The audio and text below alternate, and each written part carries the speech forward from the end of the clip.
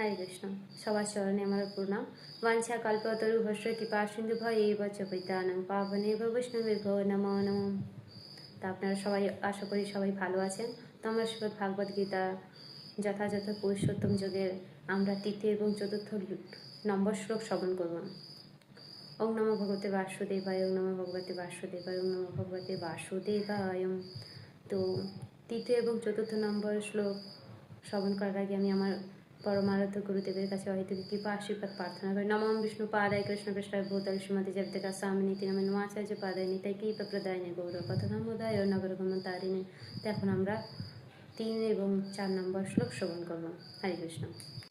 শ্লোক সংখ্যা 3। না রূপম তস্য অহ তথোপলভ্যতে নান্তু ন চারদি ন চ সন্পতিষ্ঠা অস্মথে মেনম সুবিরূঢ়মূলম অসঙ্গত শস্ত্রেণ দৃঢ়েন চিত্ত্বা। শ্লোক সংখ্যা 4। ততপদম তৎপরিমার্গিতব্যম যস্মিন গতা ন নিবর্তন্তি ভূয় তমেব চারিদ্যম পুরুষম প্রপদ্যতে যত প্রবৃত্তি পশ্রিতা পুরাণী। অনুবাদ: এই বৃক্ষের প্রকৃত রূপটি এই জগতে উপলব্ধ হয় না। এর আদি অন্ত স্থিত যে কোথায় তা কেউই বুঝতে পারে না।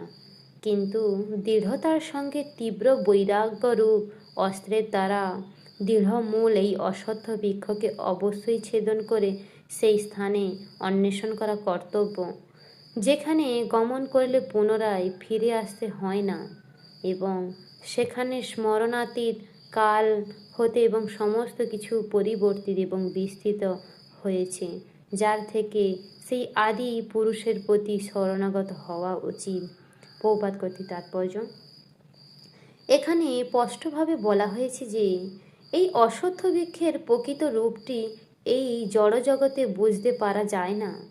যেহেতু তার মূল ঊর্ধ্বমুখী, তাই প্রকৃত বৃক্ষটির বিস্তার হচ্ছে অপর প্রান্তে।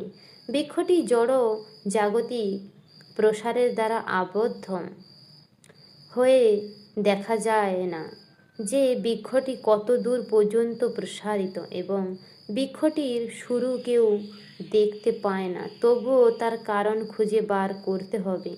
আমি আমার পিতার পুত্র, আমার পিতা অমুক ব্যক্তির পুত্র ইত্যাদি। এভাবে অনুসন্ধান করতে করতে মানুষ ব্রহ্মাতে এসে পৌঁছায়, যে ব্রহ্মার উৎপত্তি হয়েছে গর্ভদশায় বিষ্ণু থেকে। অবশেষে যখন কেউ এইভাবে পরমেশ্বর ভগবানের কাছে পৌঁছায়, তখনই তার এই গবেষণা শেষ হয়।